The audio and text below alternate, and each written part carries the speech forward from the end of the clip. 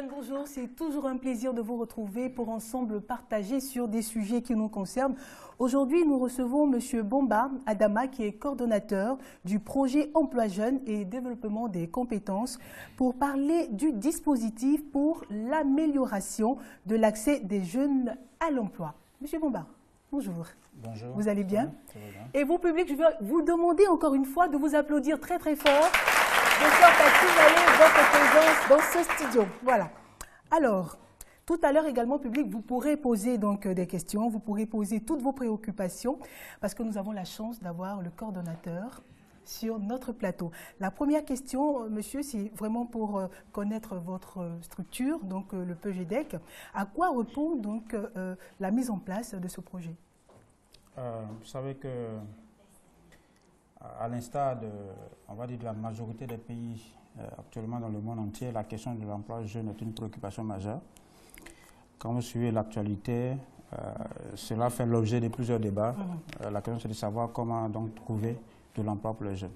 Et donc la Côte d'Ivoire n'échappe pas à cette préoccupation. Ce qui fait que déjà en 2011, le gouvernement ivoirien et la Banque mondiale ont convenu donc de prendre les taureaux par les cornes pour parler au plus pressé, c'est-à-dire trouver de façon urgente des réponses aux préoccupations donc liées à l'emploi des jeunes. Et donc c'est ce qui explique un peu la mise en place donc, du PGDEC.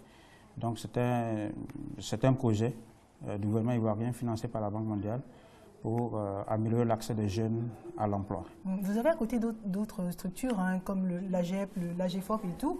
C'est quoi votre particularité, on va dire? Alors, la particularité, vous l'avez si bien dit, il y a des structures qu'on va dire pérennes, des structures de l'État, l'AGEP, l'AGEFOP, vous avez aussi le FNJ, vous avez deux structures donc, que l'État a mis en place pour s'occuper de l'emploi de façon générale, notamment l'emploi de jeunes. Alors, un projet a pour essence de répondre à une préoccupation précise dans un temps bien précis, avec des objectifs bien précis. Comme je l'ai dit, l'emploi, il faut l'aborder dans sa généralité. C'est-à-dire pour trouver une solution au problème de l'emploi, il faut s'attaquer au problème. Et vous savez que le problème est surtout lié à l'environnement des affaires. C'est-à-dire que l'emploi est généré par le secteur privé, par le développement des affaires. Donc si on veut qu'il y ait beaucoup d'emplois, ça veut dire qu'il faut faire en sorte que les affaires puissent se développer. Donc lever les différents obstacles. Alors, ça veut dire qu'il faut... Ces obstacles sont essentiellement liés aux formalités même de création d'entreprise, à l'accès au crédit bancaire, à tout ce qui est lié à la justice, qui souvent ne rassure pas les investisseurs, et puis bien entendu même la question du foncier et même l'accès au marché. Et donc pour s'attaquer véritablement à la question de l'emploi, ce sont ces obstacles qu'il faut lever. Mais je tiens à préciser que le gouvernement s'attaque à ces choses. Vous savez que le code des investissements a été revu, le code du travail est en train d'être revu. Les tribunaux de commerce ont été installés, celui d'Abidjan se trouve à Cocody, juste à côté de la RTI. Et donc, ce sont des mesures que le gouvernement prend justement pour favoriser le développement des affaires, la création ou le développement des affaires, pour que cela puisse générer beaucoup d'emplois. Mais ce sont des mesures, si vous voulez, qui donnent des résultats à moyen et à long terme. Mais en attendant, il faut parler au plus pressé. C'est pour cela qu'on met en place des projets comme le PGDEC, pour parer au plus pressé. C'est pour cela que c'est un projet d'urgence, donc pour trouver une solution à la préoccupation des jeunes, mais surtout s'attaquer à certains aspects bien précis qui sont liés au fait que les jeunes n'ont pas souvent la qualification adaptée aux besoins des entreprises. Pour ceux qui ont les compétences adaptées, quelquefois ils n'ont pas l'expérience, donc il faut faire en sorte qu'ils puissent avoir accès aux entreprises pour avoir l'expérience, parce qu'on n'a pas l'expérience. Ceux qui n'ont pas la formation adaptée, leur donner des formations complémentaires. Donc si vous voulez, le projet est là justement pour répondre au plus pressé, dans l'urgence, faire en sorte qu'au moins 27 500 jeunes puissent avoir accès à l'emploi, soit par les stages, par l'apprentissage, par la formation. Le mot jeune revient très très souvent. Qui vous appelez jeune? Très bonne question. J'essaie en fait la question qui va suivre. Alors, le projet, comme je le dis, c'est un projet. Ça veut dire qu'il est accessible, bien précis. Je rappelle que le gouvernement ivoirien et la Banque mondiale ont convenu, en tout cas pour ce qui est des bénéficiaires du PGDEC, de cibler la tranche d'âge 18-30 ans. La question qui est derrière, c'est de dire pourquoi 30 ans. Exactement. Parce que, voilà. Mais je tiens à préciser que selon la réglementation ivoirienne, les jeunes, ceux qui sont dans la tranche 16-35 ans. C'est un projet, il ne peut pas répondre à toutes les préoccupations. C'est un don de l'IDA de 25 milliards de francs CFA. Et donc le gouvernement ivoirien et la banque ont convenu de toucher la tranche d'âge qui paraissait la plus touchée. Parce qu'en réalité, les études montrent que c'est autour de 26 ans, surtout pour les diplômés, qu'il y a un pic. Ça ne veut pas dire que pour les autres, il n'y en a pas. Donc on s'est dit qu'il faut s'attaquer au lot, enfin à la tranche où le lot est plus élevé, quitte à ce que par la suite, on puisse toucher aux autres. Ça, c'est pour la question du financement IDA. Mais la bonne nouvelle pour les jeunes qui sont au-delà de la tranche de 30 ans, c'est qu'il y a un autre financement que le gouvernement ivoirien vient de mobiliser auprès de la France. Donc il y a le CDD, dans le cadre du CDD, qui va nous permettre de toucher aussi ceux qui vont au-delà de 30 ans. Donc ça nous permettra d'aller à 35 ans, 40 ans. Mais bien entendu, il faudra arrêter à un moment donné. Il faut bien qu'il y ait une limite d'âge. On n'est pas jeune jusqu'à 90 ans. D'accord. Alors vous allez nous expliquer comment se fait la sélection? La sélection, elle est simple. On a voulu faire en sorte que ce dispositif-là soit un dispositif qui rassure les jeunes. C'est-à-dire qu'on n'ait pas besoin de connaître la localisation du PGDEC, qu'on n'ait pas besoin de connaître le coordonnateur, de connaître qui que ce soit. C'est pour cela qu'on a favorisé le site Internet. Donc depuis avril 2012, on a ouvert notre site Internet qui est le www.pgdec.org. Et donc les opportunités de stage, d'apprentissage, de formation professionnelle sont mises en ligne pendant 2 semaines. Et donc les jeunes ont la possibilité, qu'ils soient à Bandoukou, à Korogo, à Washington, à Accra, à Ouaga, de postuler. Donc une fois qu'ils postulent, bien entendu, on a très souvent 100 fois plus de dossiers que le besoin qui est exprimé par l'entreprise. Je rappelle qu'on ne met en ligne les offres que lorsqu'on a une opportunité qui est offerte par une entreprise. Parce qu'on ne veut pas créer des attentes qu'on ne peut pas satisfaire. On a arrêté une démarche qui est qu'on offre aux jeunes que ce que les entreprises nous offrent. Donc un jeune, quand il s'inscrit, c'est par rapport à une offre bien précise. D'ailleurs, quand ils vont sur le site, l'offre est décrite, on sait un peu quelques critères et ils s'inscrivent. Alors, donc, dans la mesure où on se trouve avec beaucoup de candidatures, on a demandé à l'AGEP, qui est une structure, une agence de mise en œuvre donc, du PGDEC, de faire une présélection. La présélection consiste simplement à s'assurer que ceux qui sont inscrits ne dépassent pas la limite d'âge de 30 ans et ne sont pas en deçà de 18 ans. Justement, le projet est là pour donner l'expérience aux jeunes. Donc cette présélection est faite, les jeunes sont convoqués à l'AGEP pour des tests de motivation, pour être sûr que c'est ce que le jeune veut. Et bien entendu, il y a une tri qui est faite, mais in fine, la sélection est faite par l'entreprise elle-même qui accueille. L'entreprise qui doit recevoir, c'est l'entreprise qui appelle pour dire vous avez soumissionné, venez pour l'entretien. Parce qu'on a fait le choix de faire en sorte que ce soit les entreprises qui soient responsables de la sélection. Ce n'est pas l'unité de coordination. Vous avez aujourd'hui plus de 9 000 jeunes qui sont bénéficiaires du PGDEC. Ils ne savent même pas où se trouve, certains ne savent pas où se trouve le projet, parce que ce n'est pas nécessaire.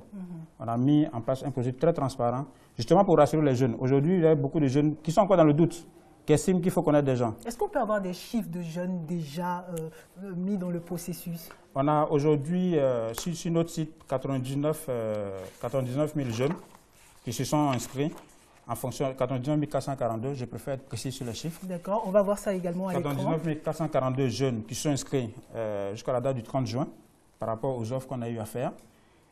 Bien entendu, il y a les différents volets, il y a le stage, l'apprentissage, formation professionnelle, l'entrepreneuriat et les TIMO. Et donc, les jeunes s'inscrivent majoritairement, bien sûr, à partir d'Abidjan, parce que le dispositif informatique le permet. Mais je vous donne l'assurance que les jeunes s'inscrivent beaucoup à partir de l'intérieur. On a voulu éviter que les jeunes partent de Bandoukou, de Tengrela, prendre un car, venir à Abidjan, faire le rang. Pour s'inscrire, on ne vient pas au PGDEC. On n'a pas de dossier à déposer au PGDEC. Depuis votre lieu de résidence, vous vous inscrivez. Donc, ils s'inscrivent à partir d'Abidjan, à partir de l'intérieur, mais aussi à partir de l'extérieur. On a beaucoup de jeunes de Tunis, qui sont au Maroc, qui s'inscrivent. Voilà.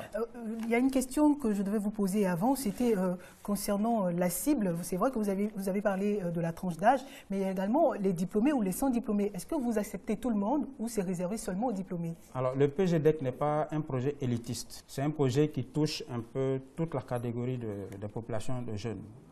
Donc, vous avez les diplômés, vous avez ceux qui sont jamais dans l'école, sans qualification, vous avez ceux qui ont arrêté à un moment donné, vous avez ceux qui ont fait des formations professionnelles d'un certain niveau. L'idée pour nous, c'est de faire en sorte qu'il y ait des prestations pour chaque niveau.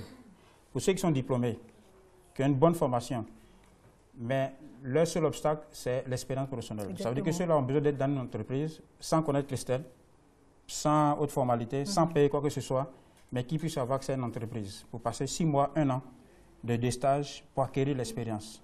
Ça, c'est pour les diplômés, mais qui ont disons les compétences, en tout cas la formation adaptée, mais qui n'ont pas l'expérience. À côté de ça, vous avez des diplômés, mais dont la qualification ne répond pas aux besoins du marché. Je n'ai pas cité certaines formations, mais aujourd'hui, tout le monde sait qu'après la formation, à la limite, ils ne seront pas demandés par l'entreprise. Donc, il faut pouvoir donner une couche de formation complémentaire à ces jeunes pour qu'ils aient ce dont le secteur privé a besoin. Donc, ça, c'est formation professionnelle, mais toujours pour les diplômés. Vous avez aussi ceux qui ne sont pas allés du tout à l'école, qui veulent apprendre un métier. Donc, il y a le volet apprentissage. Donc, ça permet de recruter ces jeunes pour qu'ils apprennent un métier. Ça peut être 6 mois, 18 mois, même 3 ans. Parce que pour apprendre un métier, ce n'est pas en 3 mois. Mais pendant tout ce processus, que ce soit les stages, l'apprentissage, les jeunes sont pris en charge. Donc, en termes de primes, de stages, transport, restauration, visite médicale, quelquefois les kits, ils sont pris en charge par le PGDEC avec le financement donc, de la Banque mondiale. Donc, pour finir avec votre question, certains n'ont pas envie forcément d'apprendre un métier non plus. Parce que le rôle de l'État n'est pas d'obliger les gens à être tous des entrepreneurs, à être tous des diplômés, mais c'est de créer les conditions pour que, quel que soit le niveau de qualification, que les populations soient capables de faire ce qu'elles ont envie de faire. Vous avez certains qui ont besoin de revenus tout de suite, parce qu'il a son atelier, il a besoin de ressources. Donc ceux-là, on les invite à s'inscrire dans le cadre des travaux à haute intensité de main-d'œuvre. Donc ce sont des jeunes qu'on recrute qui font des travaux d'utilité publique, l'entretien routier. Vous les verrez dans 16 localités, même à Abidjan, à Bobo, Koumassi, Makourou et Yopougon. Donc ils font l'entretien routier et chaque mois on leur donne, ils sont payés, ça leur permet d'épargner. Donc le projet, il cible vraiment tous les jeunes, quelles que soient les qualifications. D'accord. Moi, j'ai envie de savoir, parce qu'on vous a vu dans différents reportages, donc JT Télé, 13h, 20h, où il y a certaines maisons de téléphonie qui vous accompagnaient ou certaines entreprises qui vous accompagnaient. On a envie de savoir, qu'est-ce que les entreprises gagnent à vous accompagner? Est-ce qu'il y a une exonération d'impôts qui est faite ou qu'est-ce qu'ils gagnent? Les entreprises gagnent beaucoup. En fait, nous sommes... dans l'emploi, il faut l'aborder sous l'aspect pas social mais économique.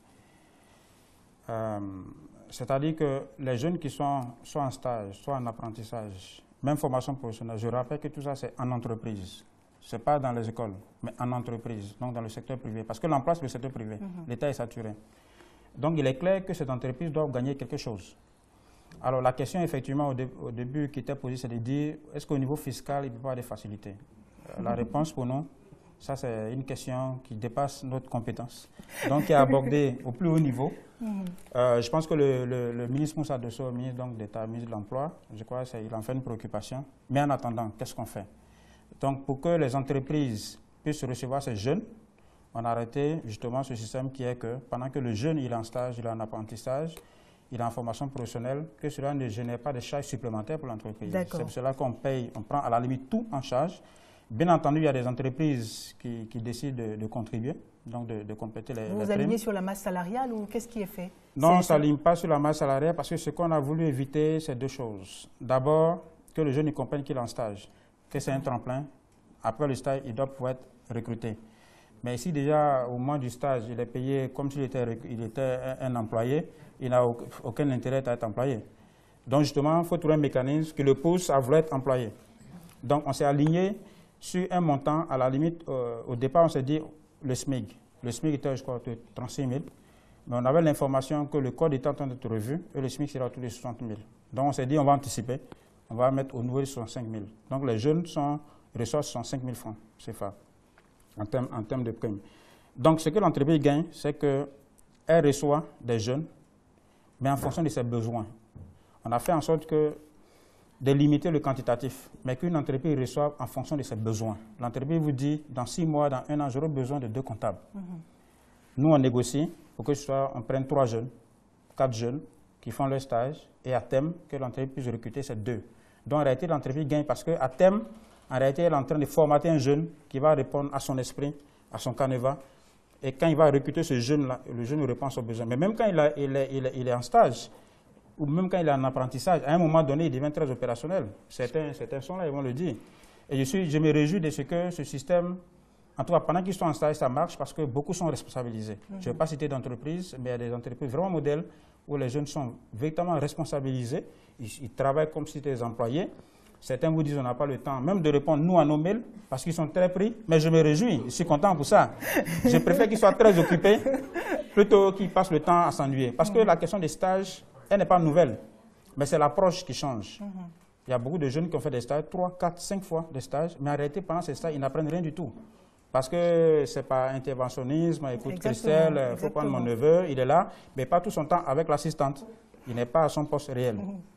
Donc, on a voulu éviter ça. C'est pour cela qu'on s'est dit la démarche en fonction du besoin. Si l'entreprise a besoin d'un seul jeune, on négocie pour que ce soit 2 jeunes. Si l'entreprise a besoin de 100, on négocie pour peut-être 150 ou 120. D'ailleurs, même la semaine prochaine, bon, la Sotra, c'est une société publique dont on peut en parler.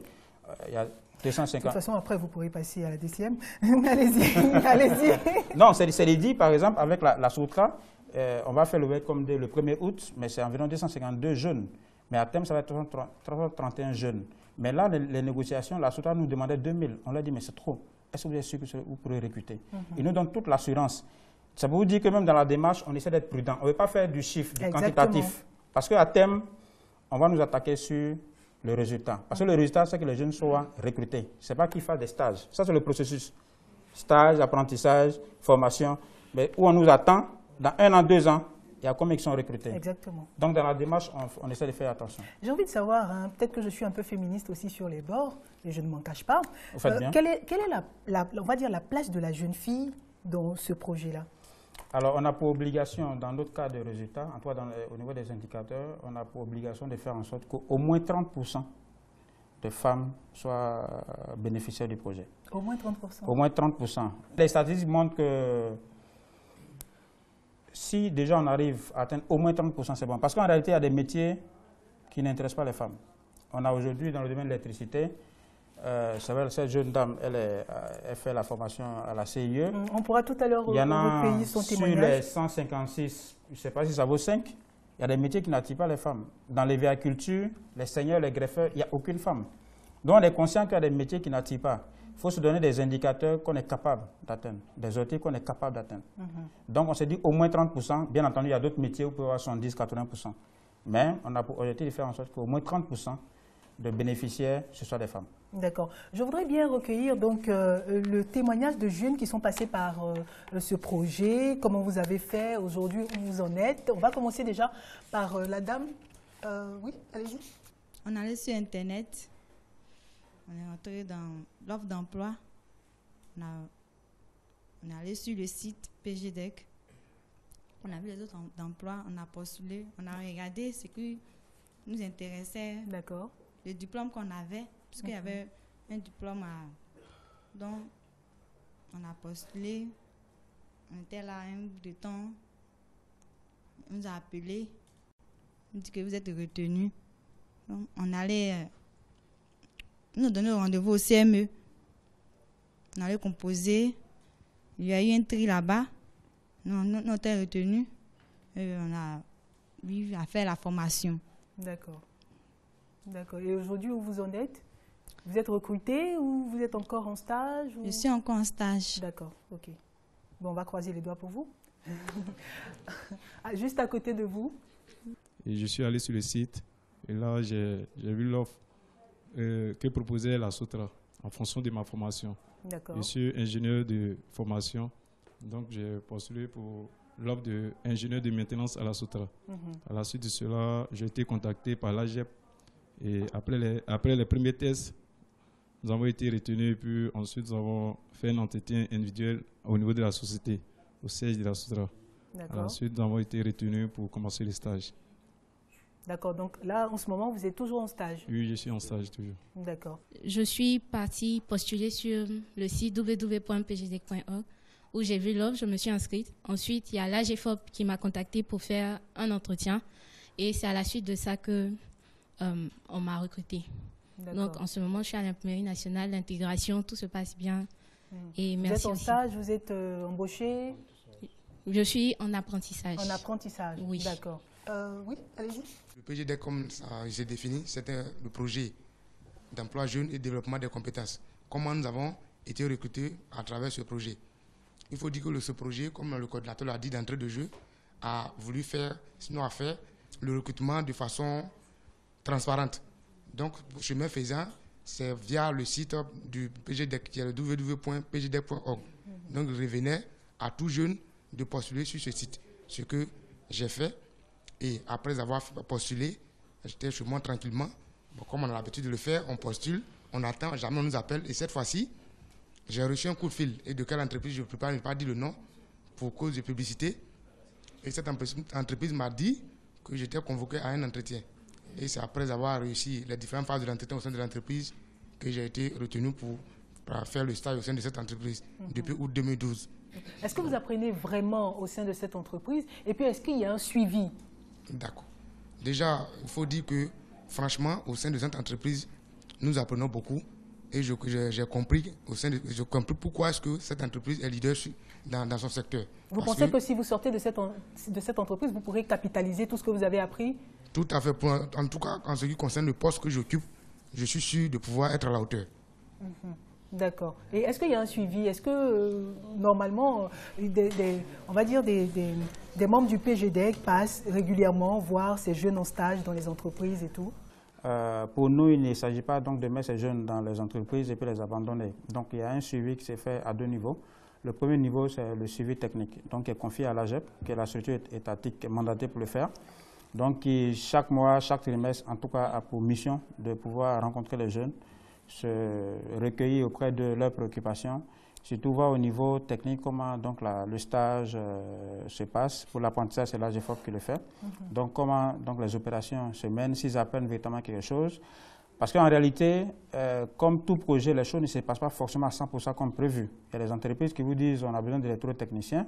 Je ne vais pas en citer, mais bon, heureusement pour nous, c'est une minorité. Il y a pour l'instant une seule entreprise. J'ai besoin d'électromécaniciens, électrotechniciens, mais les jeunes passent le temps à soulever des cartons. Donc, ça, ce sont des schémas qu'on veut éviter. Donc, bien sûr, il faut un suivi qui est fait par l'AGEP.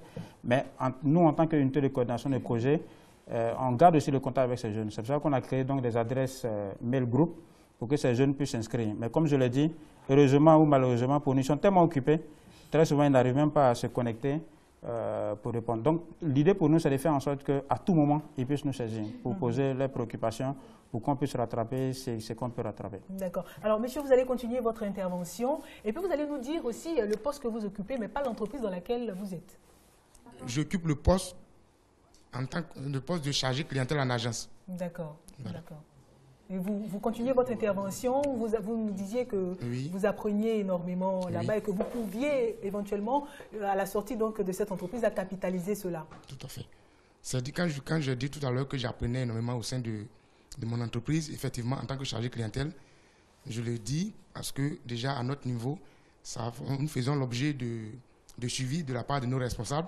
Et donc chaque mois, on fait, je vais dire, le bilan de chaque stagiaire, savoir quelles sont les tâches qu'il n'arrive pas à exécuter pour le moment bien précis et essayer de voir, de lui confier de nouvelles tâches, excusez-moi du terme, de nouvelles tâches pour le mois à venir. Donc chaque mois, il y a une évaluation qui est faite, de sorte que au fur et à mesure qu'on avance, le stagiaire constate, il voit les tâches qu'il peut exécuter en tant que chargé clientèle et les tâches qu'il ne peut pas exécuter en tant que chargé clientèle, de sorte à pouvoir s'améliorer au fur et à mesure. D'accord, d'accord. Merci beaucoup. On va passer le micro à notre ami et puis donner la possibilité aux jeunes qui ne sont pas passés par le PGDEC également d'intervenir. Depuis le 22 octobre, nous sommes entrés en stage dans cette compagnie d'assurance et comme nous avons eu l'information, pour ce qui me concerne, la première fois que j'ai vu le site du PGDEC, je revenais d'un voyage, j'ai vu une affiche publicitaire concernant une téléphonie mobile qui disait que nous recrutons 100 stagiaires. Alors lorsque je suis allé directement sur le site. Malheureusement pour moi, c'était clos. Donc je suis resté en attente et chaque fois je passais, comme je le disais tantôt, dans un élément, j'étais aux aguets, j'attendais le moment. Et Dieu merci, la fois qui a été la bonne, je suis allé, la compagnie d'assurance cherchait des juristes. Et Bac plus 4 en droit privé, je n'ai pas hésité, j'ai postulé. Alors le 16 septembre, j'ai été appelé pour un entretien. Le 18 septembre, dans la compagnie d'assurance, par la grâce de Dieu, le 18 octobre, j'ai été appelé me disant que j'ai été retenu. Alors le 22, nous avons commencé le stage et j'y suis en tant que rédacteur sinistre stagiaire. D'accord. D'accord, ok. Alors maintenant, on va donner la possibilité à des jeunes qui ne sont pas bénéficiaires du PGDEC de poser donc des questions ou d'apporter des contributions et tout. Monsieur Assi? Je suis en tout cas heureux d'être ici aujourd'hui et je voudrais en tout cas féliciter l'État de Côte d'Ivoire d'avoir initié ce projet pour permettre aux jeunes d'avoir des stages, d'avoir des emplois.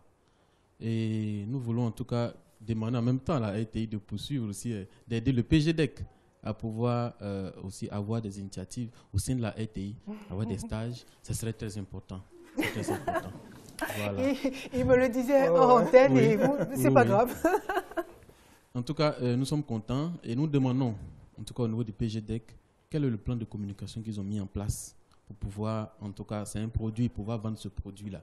C'est vrai que beaucoup de jeunes à Abidjan regardent la télévision, à l'intérieur aussi quelques-uns, mais quel est le plan de communication pour pouvoir impacter les autres jeunes pour qu'on puisse avoir 1 million de demandes, pour qu'ils soient débordés dans leur bureau. Voilà, c'est important. Et puis, au niveau, puisque le PGDEC est un peu le coordonnateur du projet de plan national d'emploi, au niveau de l'entrepreneuriat, qu'est-ce que le PGDEC peut faire? Quel appui peut apporter aux jeunes qui veulent, c'est vrai, avoir des stages, avoir de l'emploi, mais créer aussi des richesses, créer de l'emploi? Qu'est-ce que le PGDEC peut faire? Voilà, merci. D'accord. Merci, monsieur Assi Luc. Ce n'est pas en vain que je vous ai invité. Je savais que vos questions allaient être très pertinentes. Monsieur Bomba, donc. Alors, pour ce qui est de la communication à notre niveau s'est fait en plusieurs étapes. Je rappelle que le projet a maintenant, disons, 1 an, 5 mois d'existence. Il a été lancé le 20 février 2012. À partir d'avril 2012, on a mené une première campagne d'information pour informer le public, la population de l'existence du projet. Et on attendait d'avoir les premières offres. Les offres au niveau des entreprises, on les a eues à partir de mai 2012. Et lorsque le site a été mis en ligne, on a communiqué donc, dans la presse écrite, par la télévision nationale, bien entendu, même la radio nationale. Donc, il y a eu beaucoup d'interviews pour donner de l'information, pour rassurer les jeunes, surtout pour ce qui est de la transparence. Je précise que l'un des obstacles, en tout cas ce qui immobilise beaucoup de jeunes, c'est que c'est transparent. Donc, on a voulu véritablement les rassurer. Ça, c'est une première étape. La seconde étape, c'était de communiquer sur le processus. Donc, de dire, nous sommes en train de faire. La première étape, comme je l'ai dit, c'était sur les intentions. Nous allons faire. À un moment donné, nous sommes en train de faire. On a estimé qu'en tant que projet, à un moment donné, il faut attendre et pouvoir communiquer sur les résultats. Et c'est ce moment qui est arrivé, M. Assi. Donc, d'ailleurs, l'expression jeune est un cadre idéal pour nous, justement, pour communiquer. Parce qu'à un moment donné, il faut pouvoir brandir les résultats. Dire voici ce qu'on a comme résultat. Ce n'est pas forcément parfait, mais je dis voici ce qu'on a comme résultat, comme perspective. Ça rassure, parce qu'il y a toujours des personnes qui doutent, qui n'y croient pas. Donc, à un moment donné, il faut pouvoir montrer que ça donne des résultats. Donc, nous, on entame maintenant cette étape. Donc, avec la télévision, bientôt avec la radio, vous allez voir, pendant tout le mois d'août, on va faire le tour vraiment du pays. Dans le cadre des radio-vacances, des fois c'est la même maison, ce n'est pas une publicité. Oui, mais... Dans le cadre des radio-vacances, on va faire le tour, parce que le thème de radio-vacances cette année, c'est l'emploi jeune. Donc ça va être l'occasion pour nous, comme il le dit, de donner l'information à ceux qui sont à l'intérieur du pays, de leur expliquer, de les rassurer. Mais on a aussi des résultats à brandir, à Boaké, à Korogo, à San Pedro, un peu partout. Donc ça, on va le faire. Mais si vous voulez, c'est à dessein qu'à un moment donné, on a vraiment arrêté de communiquer sur le processus, sur les intentions. Parce que comme je le dis, les gens ont besoin d'être rassurés. Pour les rassurer, c'est de leur dire, voici ce qu'on a fait, voici ce qui marche, voici les perspectives. D'accord. Et on va revenir un peu sur ce tableau-là dont vous parliez tout à l'heure. On va également revenir sur ce tableau-là. Allez-y. Justement. Donc, pour la réalisation, donc, de montrer également cela au téléspectateur. Voilà, donc ce tableau est un peu, je pense que c'est vraiment à propos, ce tableau est un peu le résultat de la communication. Vous voyez qu'on a 99 442 jeunes inscrits. Mais ce ne sont pas des inscrits, le système, ce n'est pas du tout venant. C'est-à-dire, on ne demande pas aux jeunes de s'inscrire de façon systématique. C'est en fonction des offres. Donc, si quand un jeune va sur le site, qu'il n'y a pas un emploi qui l'intéresse, il ne s'inscrit pas. Donc, je tiens à préciser cela. C'est-à-dire, ça, c'est ceux qui sont inscrits, qui estiment qu'ils remplissent les critères et qui sont intéressés par une offre bien donnée. Malgré cette restriction, même qui est liée à l'âge, on dit de 18 à 30 ans, dont on a 99 442 inscrits, ceux qui ont eu, comme postulants, ceux qui ont postulé. Et à terme, on doit avoir combien de jeunes? À terme, en termes de résultats, c'est 27 500 jeunes de façon directe, mais disons autour de 30 000 de façon indirecte. Donc justement, le ministère d'État, le ministère de l'Emploi est en train de faire un plaidoyer auprès de la Banque mondiale pour qu'on puisse passer à environ 100 000 jeunes. Parce que pour atteindre au moins les 10% de l'objectif national, qui est de 1 million, mais au-delà même du PGDEC, donc, qui est financé par la Banque mondiale, comme je viens de vous le dire, il y a 18 495 jeunes qui vont être touchés aussi par le CDD. Donc il y a un autre financement qui arrive. C'est vrai, il y a le volet stage, mais il y a aussi l'entrepreneuriat, comme il le disait, AGR, micro-entreprise et bien d'autres volets comme l'apprentissage dans le secteur non structuré agricole, les TIMO sociaux, mais aussi les chantiers écoles. Alors, pour en venir donc à la question de l'entrepreneuriat, sur le PGDEC, non financé par la Banque mondiale, bien sûr, il y a un volet entrepreneuriat. D'accord. C'est vrai qu'on n'est pas allé au même rythme que pour les stages et l'apprentissage, parce que la question de l'entrepreneuriat, il faut savoir l'aborder. C'est un virage qu'il faut savoir prendre, sinon vous êtes très très vite dans le décor. Donc, on a, dans un premier temps, on a continué avec une structure qui avait déjà un financement de la Banque mondiale, donc qui nous a permis de toucher 220 jeunes. Mais aujourd'hui, nous voulons passer à échelle parce qu'il nous fallait donc régler, tirer les leçons avant de passer à échelle. Parce qu'on veut éviter de créer des attentes qu'on ne peut pas satisfaire. On veut éviter de décevoir la population. On préfère ne pas, à la limite, s'il y a un choix à faire, avoir 3 résultats, dont 2 très bons, que d'avoir 10 000 et puis vous n'avez rien de bon. Donc au niveau de l'entrepreneuriat, maintenant on passe à la phase, à un niveau où on va passer à échelle. Je vous invite à suivre dans un journal de grand tirage, à partir du lundi ou mardi. En principe, ça devait passer aujourd'hui. Nous sommes en train de recruter maintenant les structures qui vont encadrer les jeunes en termes d'entrepreneuriat. C'est-à-dire ceux qui ont des idées projets, des idées de création d'entreprise qui vont être encadrés par ces structures. Donc, pour rassurer M. Rassi, pour dire que l'entrepreneuriat est un volet effectivement du PGDEC qui est financé par la Banque mondiale. Mais heureusement, aussi il y a l'AFD avec le financement INSUDD qui a été négocié par le gouvernement ivoirien. On aura aussi bien les AGR pour ceux qui ne sont pas à l'école, mais aussi la possibilité de créer des micro et petites entreprises pour les diplômés. Vous passez le micro donc à Miss Touré. Allez-y. Merci au coordinateur du PGDEC et merci aussi au gouvernement pour la mise en place de ce projet. C'est vrai, je ne suis pas bénéficiaire, mais je vois que c'est un très bon projet parce que ça a permis l'insertion de pas mal de jeunes qui sont présents ici aujourd'hui. Maintenant, ma préoccupation va plus à l'endroit de ceux qui sont à l'intérieur du pays. Ces jeunes qui sont à l'intérieur du pays, quand ils postulent, ils sont obligés de venir à Abidjan quand ils sont reçus, ou bien le PGDEC trouve des entreprises à l'intérieur qui peuvent accueillir ces jeunes. Alors le projet, c'est un projet, on va dire, d'envergure nationale. Donc il touche toutes les régions du pays. Donc il fait bien de poser cette préoccupation. Aujourd'hui, on a des jeunes, on va dire, pratiquement sur toute l'étendue du territoire national. C'est-à-dire on n'a pas de bureau dans chaque localité en tant qu'unité de coordination du projet, mais on a des bénéficiaires. Aujourd'hui, dans une ville comme Boaké, on a plus de 60 jeunes qui sont en stage dans les entreprises. D'ailleurs, au mois d'août, on va faire le Welcome Day. Vous prenez San Pedro, Yamoussoukro à Bengourou. C'est la question à dévoiler en fait.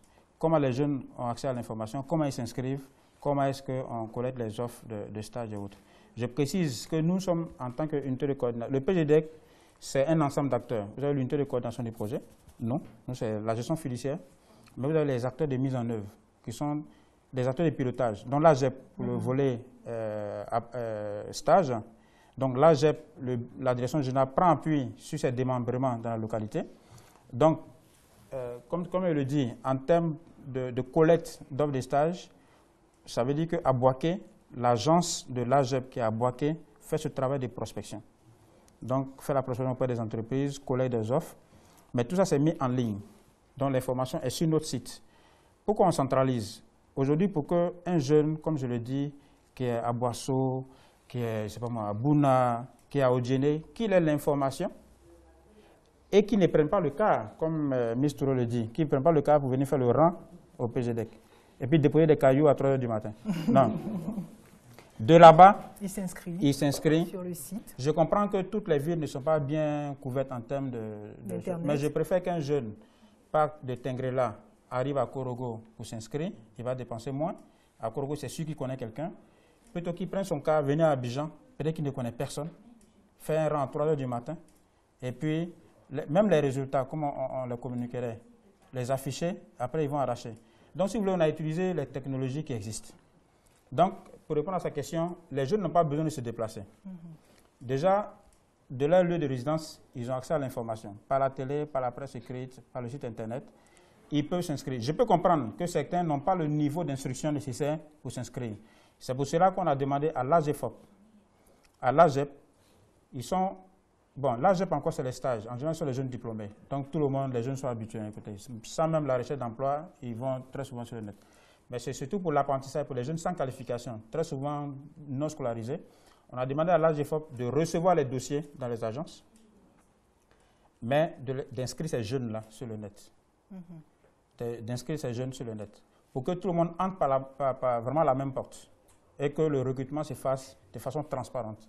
Donc, ça, c'est pour la rassurer, pour dire, on veut faire en sorte que les jeunes n'aient rien à payer. Parce qu'en réalité, les jeunes qui sont ciblés, c'est ceux qui sont vraiment dans le besoin. On ne va pas les pousser à payer des frais. D'ailleurs, c'est l'occasion pour moi de dire qu'il n'y a aucun frais à payer. Il n'y a pas de frais de dossier, il n'y a rien à payer, même pas un franc. Que ce soit à l'intérieur, que ce soit ici, il n'y a rien à payer. Donc, on va pas demander à ces jeunes-là. Il y a un second volet de sa question qui est également très intéressant. C'est est-ce que vous cherchez donc l'AGEFOP ou l'AGEP ou le PGDEC, vous cherchez des entreprises donc, dans la région de ces jeunes-là, où ces jeunes-là, une fois inscrits, donc retenus, sont obligés de venir à Abidjan, donc... Les prospections en termes de stages. C'est cela, hein? Oui, si, c'est ça. exactement. Les prospections en termes de stages se font sur toute l'étendue du territoire. Parce que ce soit l'AGEP ou l'AGEFOP, même les TIMO qui sont pilotés par l'AGEROUTE, ces structures-là ont des représentations partout. Donc, c'est pour répondre à la question que je disais, qu'on a demandé à ces structures justement de pouvoir faire la prospection. Ce qui fait qu'aujourd'hui, on a des offres de stage dans les entreprises, un peu partout. Et le schéma que j'ai devant moi justement, c'est de montrer les jeunes qui sont effectivement en stage dans ces entreprises. Donc, ce n'est pas seulement Abidjan, Miss Touré, mais c'est vraiment tout le territoire. Mais comme je l'ai dit, c'est en fonction du besoin des entreprises. Donc, vous avez des entreprises qui reçoivent 2, 10, il y en a qui en reçoivent 30, il y en a qui en reçoivent 200, en fonction du besoin. Parce qu'on veut vraiment s'entourer de toutes les garanties pour qu'au terme du processus, les jeunes soient recrutés. Parce que c'est ça le résultat final, qu'ils soient employés. Ils ne sont pas là pour faire stage seulement. Ça, c'est un processus. Mais qu'ils soient employés. Donc, même dans ces villes-là, c'est vraiment des négociations avec les entreprises. On leur présente le dispositif, on ne leur demande pas forcément pardon, mais parce que l'entreprise gagne aussi, puisqu'elle reçoit des ressources humaines, de la matière grise pour travailler. Donc, pour répondre à cette question, c'est tout le territoire que la projet s'y fait. Et aujourd'hui, on a des jeunes dans beaucoup de localités. D'accord. Allez-y, Miss Touré. Ma deuxième question va dans le sens de l'information. Comment ces jeunes à l'intérieur du pays reçoivent véritablement l'information? C'est vrai, vous avez parlé de l'AGEP et de l'AGEFOP. On sait que ces deux structures ne couvrent pas véritablement toute l'étendue du territoire. Concernant les projets avec l'AGEROUTE, j'ai pu constater qu'à l'intérieur du pays, oui, les jeunes travaillaient avec l'AGEROUTE. Mais les jeunes ne sont pas informés que c'est des projets du PGDEC. Même avec un micro-trottoir, on se rendrait compte que les jeunes ne savent pas véritablement c'est quoi le PGDEC et certains ne savent même pas l'existence même du PGDEC. Donc, qu'est-ce que vous comptez faire pour cela, pour informer ce jeune-là de Cinématiali ou de Bondoukou qu'il y a le PGDEC qui met en place un site internet où il peut trouver des offres d'emploi en fonction de ses qualifications ou même quand il n'a pas de qualification. Je note que Miss Touré, exactement. Et puis, elle suit le PGDEC. Elle suit le PGDEC et puis, on va dire, elle s'intéresse aux jeunes qui sont à l'intérieur du pays parce qu'on a l'impression que l'information est concentrée à Abidjan. À Abidjan, vous faites un micro-trottoir, vous demandez qu'est-ce que le PGDEC fait, etc. Vous aurez tout le monde qui connaît, mais à l'intérieur, c'est moins sûr. Non, c'est juste. Mais si vous voulez, en termes de communication, c'est un choix qu'on a fait dans un premier temps. Parce que l'année dernière, la première année de mise en œuvre, les entreprises qui offraient des opportunités, que ce soit au niveau des stages, l'apprentissage, même les formations professionnelles, effectivement, étaient beaucoup plus à Abidjan. Et donc, dans la série de mise en œuvre, avec nos partenaires, qui sont ces structures qui viennent de citer, on a convenu que la première année, on s'est focalisé sur Abidjan. Mais à part de la deuxième année, à partir de 2013, on sortait d'Abidjan. Donc, cela répond un peu à une stratégie. Mais comme elle le dit, à un moment donné, on s'est rendu compte, dès les premières inscriptions, on s'est rendu compte qu'effectivement, les jeunes s'inscrivaient beaucoup plus à partir d'Abidjan. Cela s'explique peut-être par la communication, mais aussi par la possibilité même d'aller dans un cybercafé pour s'inscrire. On a convenu donc de prendre appui sur les mairies. Parce que dans les localités, les jeunes vont beaucoup dans les mairies pour se renseigner. Donc, on a convenu avec l'UVCOC de prendre appui sur les cellules de coordination des projets pour que chaque fois qu'on a des offres de stages, apprentissage, formation professionnelle, même entrepreneuriat, on leur communique l'information et ils le transmettent systématiquement aux mairies qui, en principe, doivent les afficher dans leur localité. Parce que, comme elle le dit, les jeunes n'ont pas forcément l'information. Ce qui est dommage, c'est que les jeunes, même la télévision nationale, ils ne suivent pas vraiment la télévision nationale. Il y a beaucoup qui n'ont pas l'information, ils sont beaucoup plus sur autre chaîne. Bon, mais toujours est-il qu'il faut qu'on les suive là où ils sont. Exactement. Voilà. Donc, on va combiner les stratégies. Donc, on a demandé aux mairies de s'impliquer. D'ailleurs, pour aller un peu dans le sens de ce qu'elle disait, à partir du mois d'août, on a identifié des localités au sein desquelles on va mettre des cellules d'orientation des jeunes. Quand le jeune vient pour avoir l'information sur les opportunités de formation dans la localité ou les opportunités d'emploi dans la localité, que la mairie soit outillée pour donner l'information. Donc, cela va améliorer véritablement l'accès à l'information. Comme elle le dit, l'Ageroute, effectivement, avec l'Ageroute, nous sommes dans 16 localités. C'est vrai que souvent, on voit les jeunes, on ne sait pas forcément que c'est le PGDEC. D'ailleurs, le dernier comité de pilotage, il avait relevé. Donc, on a demandé à l'Ageroute de faire en sorte qu'il y ait le logo PGDEC, qu'on sache que c'est fait un PGDEC.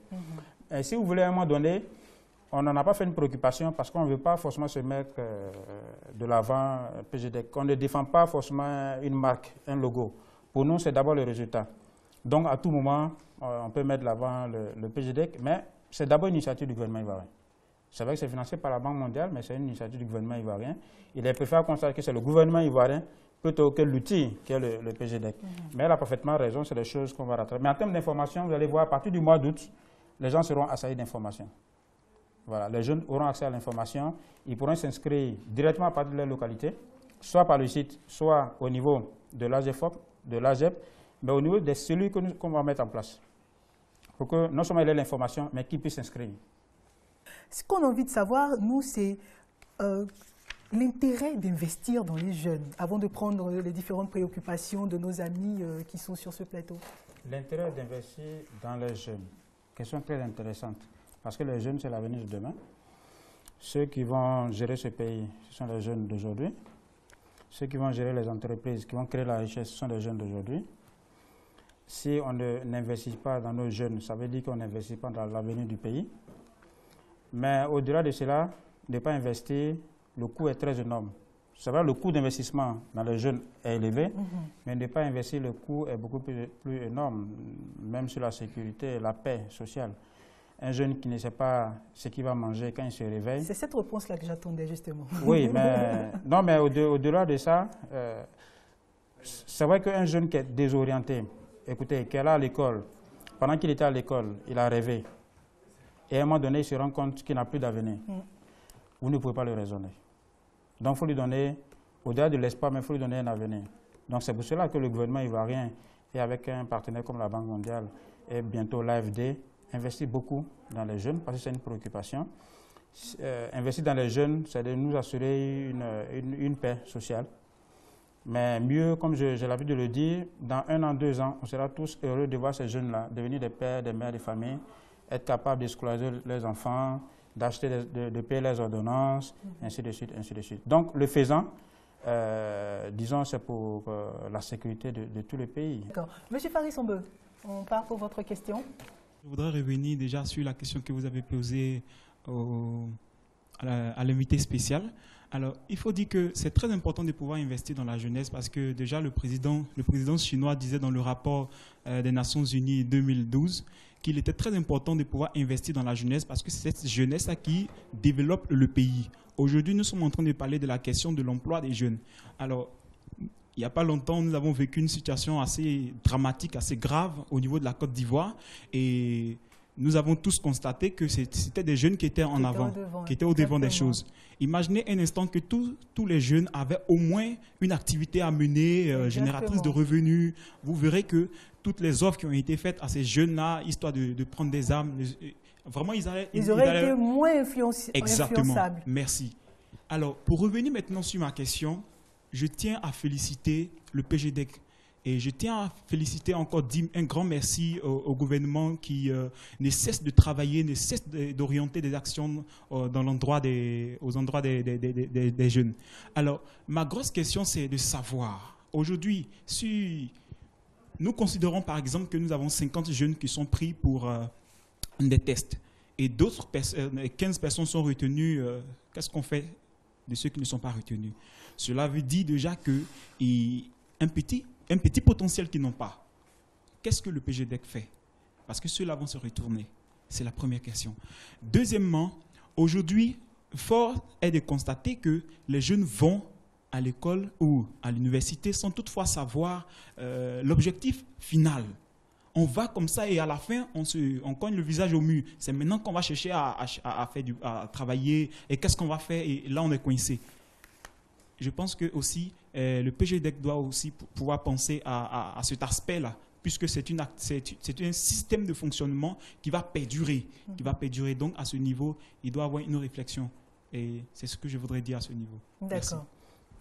Merci, M. Fares Ambeu. Monsieur Adama.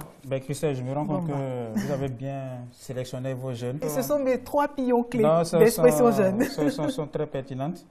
Parce qu'effectivement, la démarche pour nous, c'est au fur et à mesure qu'on met en œuvre le projet, on se pose aussi beaucoup de questions, dont celle qui vient de poser pendant les sélections. Je vous donne un exemple. Il y a donc un opérateur qui avait besoin de 140 jeunes. On a eu 5300 dossiers. Ça veut dire que la demande au niveau des jeunes est très élevée. Et comme il le dit, après le processus, bien sûr, les 140 sont retenus, mais que deviennent les autres? La réponse se trouve à 2 niveaux. Les autres, ça ne veut pas dire qu'ils sont forcément mauvais. Mais l'entreprise a un besoin. Je rappelle que la démarche qu'on a retenue, nous, en termes de sélection, c'est de privilégier les jeunes les plus âgés que les diplômes les plus anciens. Puisque le projet, il cible la catégorie de jeunes, la tranche d'âge 18 à 30 ans. On s'est dit, si on est en 2013, autant favoriser, commencer en tout cas par ceux qui sont nés en 83, parce que l'année prochaine, ils n'auront pas l'opportunité, ils auront 31 ans, ils ne pourront plus avoir l'opportunité. Donc, si vous voulez, à dessein, c'est un critère, on s'est dit les plus âgés et puis on descend. Donc, dans la sélection, effectivement, un jeune peut avoir 28 ans, il a le diplôme qu'il faut, il répond tout comme un autre, mais bon, on a pris celui de 29 ans, c'est un exemple que je donne. Donc, ça ne veut pas dire que celui de 28 ans, il est mauvais. L'autre, pendant de sa question, c'est de dire, effectivement, un jeune peut ne pas être retenu parce qu'il y a quelque chose qui lui manque. Qu'est-ce qu'on fait? C'est ça sa question. On s'est posé cette question. Donc, justement, nous sommes en train de voir avec l'AGEP pour voir quel complément d'information donner à ces jeunes. Très souvent, les jeunes, je suis pourquoi? Parce qu'au niveau du PGDEC, on ne demande pas d'expérience professionnelle.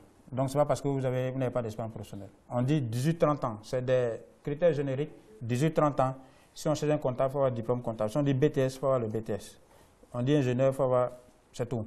Vous voyez qu'en principe, tout le monde doit pouvoir passer. Mais ce qui se passe, quand les jeunes passent en entretien, les entreprises, le retour qu'on a des entreprises, c'est que quelquefois, il y a problème. Même en termes de rédaction, parce que comme je le dis, la sélection définitive est faite par l'entreprise. On demande à l'entreprise de sélectionner comme lorsqu'elle embauche. Parce qu'on veut responsabiliser ces entreprises. Ce n'est pas qu'elles disent au terme du processus, vos jeunes ne sont pas bons, c'est vous qui les avez sélectionnés. Donc on les laisse sélectionner. Donc quelquefois, il y en a qui font l'écrit, il y en a qui font des entretiens. Mais quelquefois, ils vous disent, mais sur les 5 ans que vous avez envoyés, mais il y en a vraiment qui ne sont pas du tout... on se demande même s'ils ont eu le diplôme. D'accord? Mais toujours est-il qu'on doit trouver une réponse pour ceux-là. Même ceux qui ne paraissent pas très très bons. Donc on a convenu de voir quelle couche de formation complémentaire. Mais ça peut être non seulement dans le savoir, ça, à la limite, on n'a pas la compétence, mais au moins le savoir-faire, le savoir-être.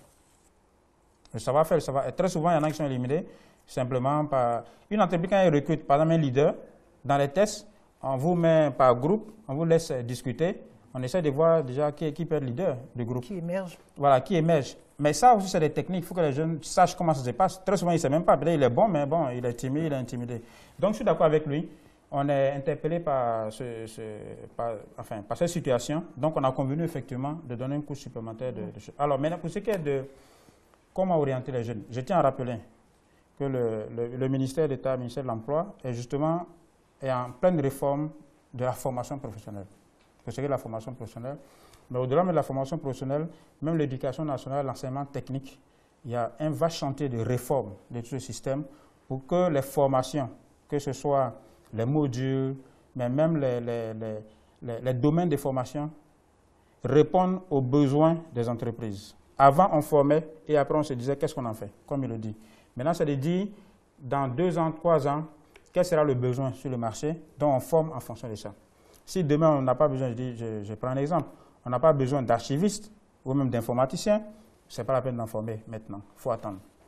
Donc, il y a vraiment cette réforme qui est en cours. Et donc, c'est pour le rassurer, pour dire que le système est en train de se revoir lui-même, de se mettre en question, de réformer, pour que justement, maintenant, quand on forme, que cela réponde à un besoin. Mais aussi, en termes d'information, de pouvoir informer les gens. Je sais que le ministre, en tout cas, Dosso, puisque je participe aux différentes réunions, il est vraiment très fixé sur ça, c'est de pouvoir donner l'information, pour dire qu'est-ce qui débouche sur un emploi. Alors, tout à l'heure, vous parliez de formation, et puis il y a un constat également que nous faisons sur le terrain, c'est que sur le marché du travail, les jeunes sont vraiment désavantagés. Quelles sont, selon vous, les causes? Alors, les causes, on l'a toujours dit. Je vais vous prendre un exemple très simple. Alors, on a communiqué au niveau du PGDEC, mais comme je l'ai dit, c'est un niveau très restreint. On a communiqué sur le PGDEC pour demander aux entreprises d'offrir des stages. Bien entendu, en mettant de l'avant ce que les entreprises gagnent. Parce que les entreprises ne sont pas des philanthropes. Si elles ne gagnent rien, elles ne feront, voilà, elles vont rien offrir. Alors, en termes de collecte d'offres, les opportunités que les entreprises donnaient, je vous donne juste vraiment quelques chiffres. En termes d'offres, on a reçu, par exemple, au niveau du BTP, beaucoup d'offres de stages. Au niveau de l'agriculture, vous avez des offres intéressantes en termes de nombre, de métiers. Mais à côté de ça, les jeunes qui postulent, ça vous mettre un peu en rapport l'offre et la demande. Donc les entreprises qui recrutent disent, nous on cherche des gens dans tel domaine. Et donc vous publiez sur le site les jeunes qui sont en position de demandeurs, donc vous dites, bien sûr, viennent postuler. On se rend compte, très souvent, il y a vraiment un déphasage. Pendant que les gens cherchent des gens dans le domaine du BTP, par exemple, au niveau du BTP, on avait 943. Au niveau de l'agriculture, 1101 offres. Ça, c'est vraiment jusqu'aux 30 choses. Je ne vais pas vous citer, la liste est très longue, mais je vais vous prendre 2 ou 3 cas. Ça, c'est ce que les offres, ce que les entreprises recherchent. Mais à côté de ça, pour les jeunes qui ont postulé, je ne parle pas de ceux qui ont été retenus, pour ceux qui ont postulé, vous avez 28 217 qui ont des formations au niveau finance, dans le domaine des finances. Vous avez 14 463 au niveau du commerce. Ensuite vient l'informatique. Donc, quelquefois, vous avez 2 mondes un peu séparés. Quelqu'un dit, moi, je sais tel domaine. L'autre dit, moi, j'ai tel domaine, mais qui ne se croisent pas. Donc, pour en venir à ce qu'on a l'habitude de dire, inadéquation, formation, emploi. Exactement. Voilà, madame, monsieur, c'est ici que va prendre fin cette première partie donc, concernant le thème du jour, qui, je le rappelle, est quel dispositif pour l'amélioration de l'accès des jeunes à l'emploi. Et nous étions en compagnie de monsieur Bomba Adama, qui est coordonnateur du PGDEC, qui est le programme Emploi Jeunes et Développement des compétences. On se retrouve dans 2 semaines pour la suite.